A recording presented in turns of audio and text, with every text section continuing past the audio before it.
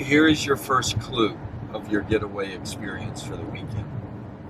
The place you will stay was the first hotel in this community, built in like 1887.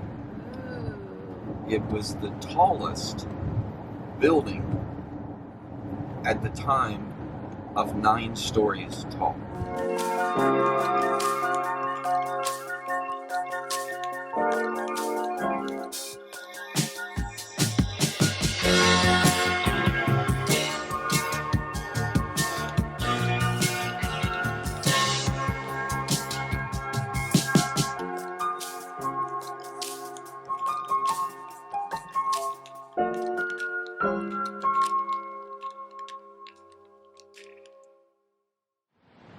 We're here in downtown Cincinnati to celebrate our 40th anniversary. Deana has never been able to be in downtown. She's talked for years about wanting to come. I figure it is long overdue. So we're just going to take in some of the sights and sounds and experiences of Cincinnati on our 40th anniversary and just have a good time together. We have a good time together wherever we go. Yeah, but this will be a good time in some special way. I'm finally here after 40 years. We're staying across the street at the Cincinnati Hotel, one of the oldest hotels around. It was, I believe, built in 1887 and has been remodeled several times. But 9 stories was the tallest building in Cincinnati at the time when it was constructed. So we're going to get to go inside. We'll show you some pictures from in there as well.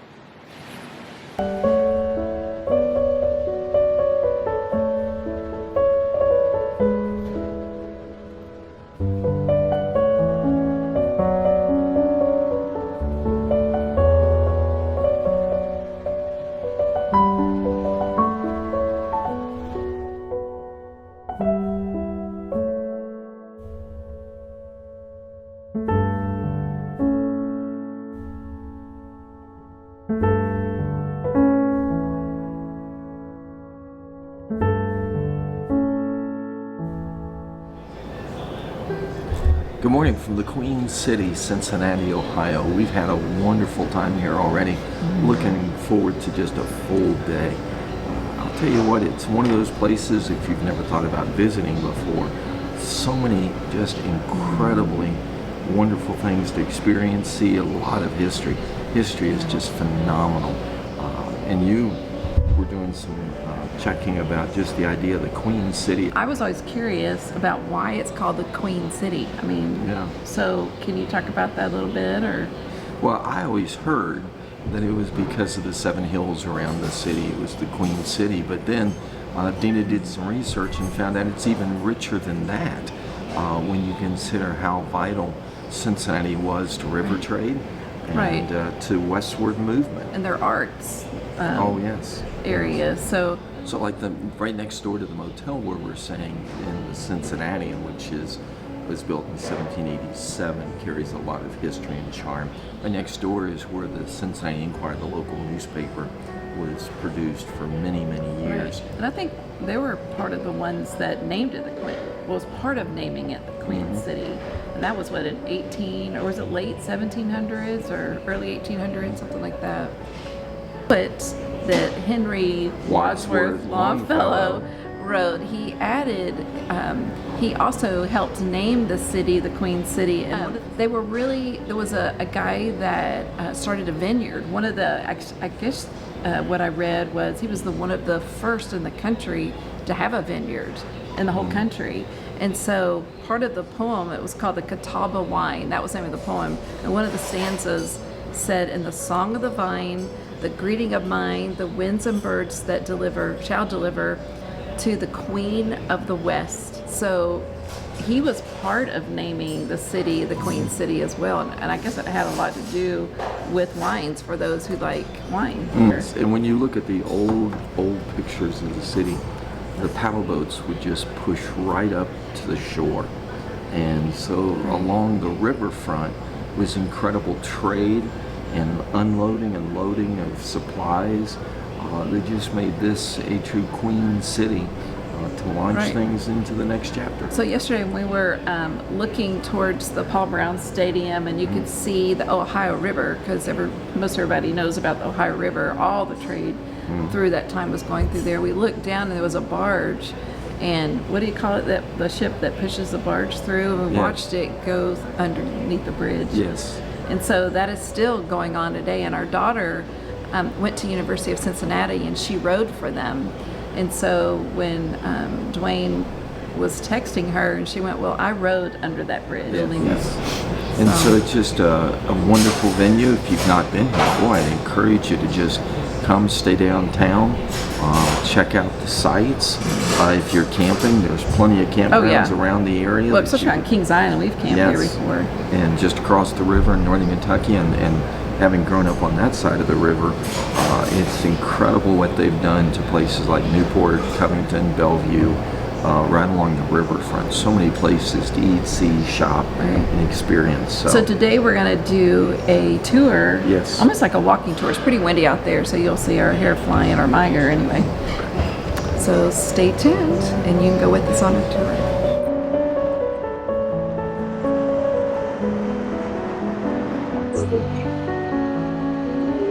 It's a different style.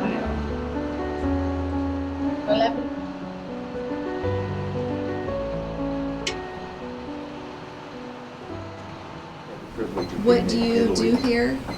You make hats, or you work here? You work here. 1951, I came from Greece. I was 17 years old.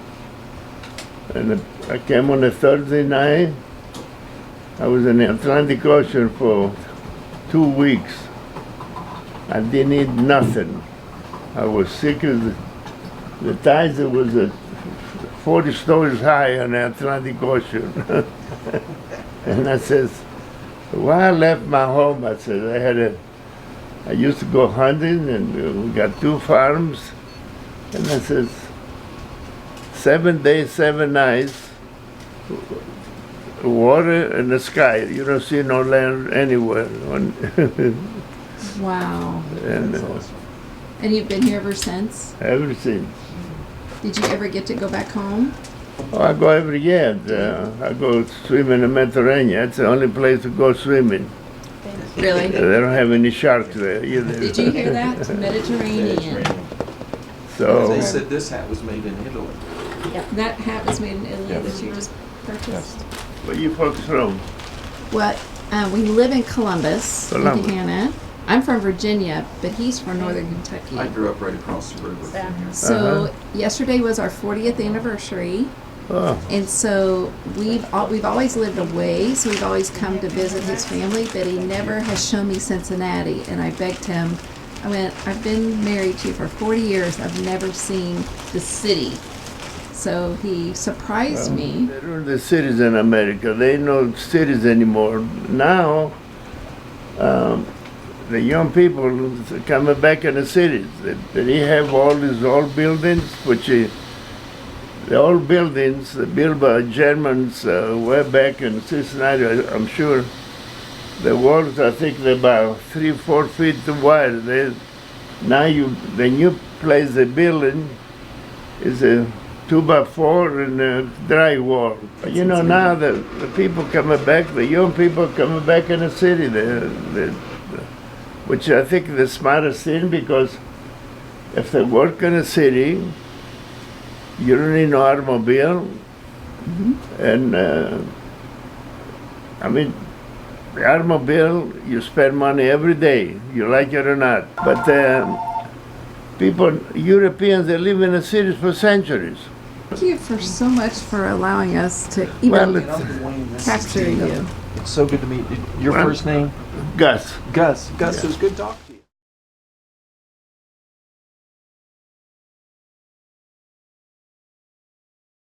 The National Underground Railroad Freedom Center.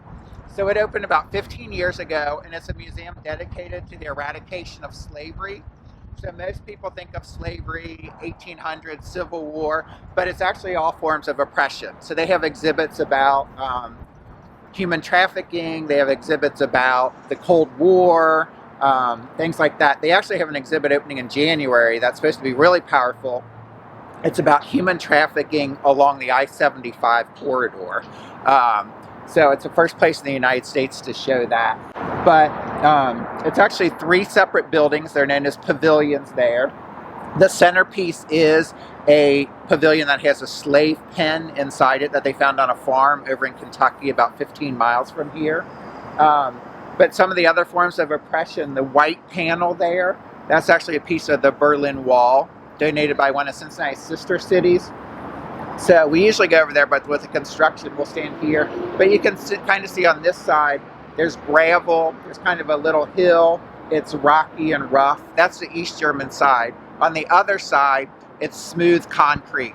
And that's to symbolize East German side's life is much rougher, it's not easy, it's not smooth. On the other side, life is easier, life is smoother. So some other symbolism in the building is where the kind of metal grate there is, that's where the front doors are, facing this way. Of course, the city is that way. So when they were building it, people are like, why are you turning your back on the city? But that's symbolic because it's facing across the river to Kentucky. So Kentucky being a slave state, it's welcoming people across the river.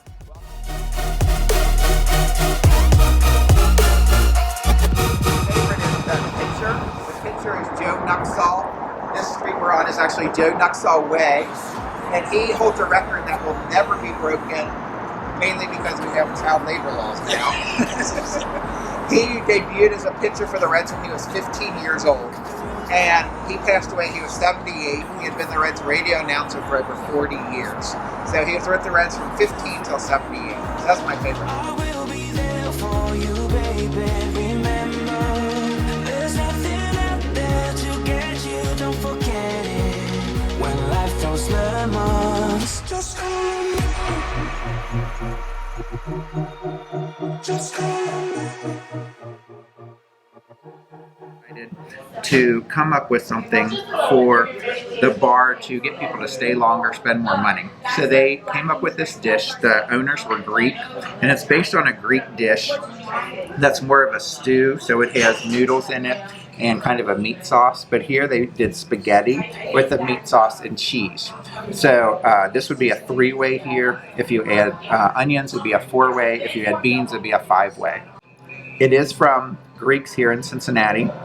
There was also a man that worked at Empress Chili, Nick Lambridides, and he worked there for 10 years, and the whole time he worked there, he worked on perfecting his secret chili recipe. So the fountain behind us is the Tyler Davidson fountain. Tyler Davidson was a wealthy businessman, and he wanted to give the city something to thank the city for being so good to him.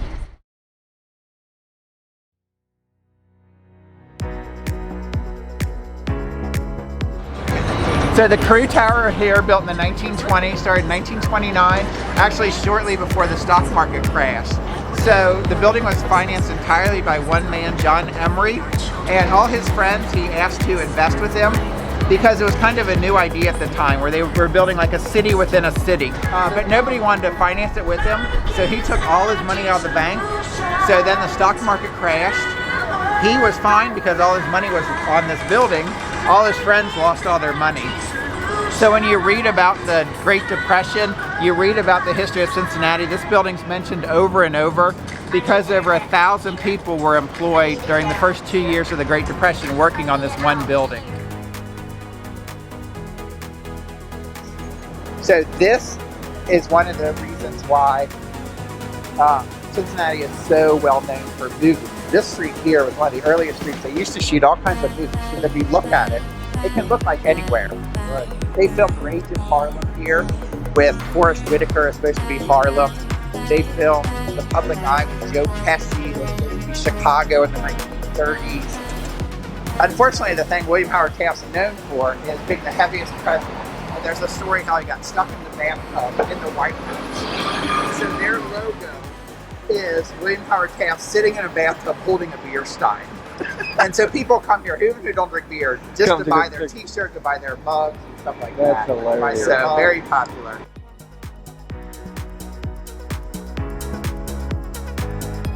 So we replaced a building that was here, Sanger Hall. So Germans very big into singing. So the problem with the original building was it had a tin roof. So whenever it rained, it drowned out all the musicians. But the building went rehab about 4 years ago. It was closed for 3 years. Totally, all new carpeting, all new seats, everything like that.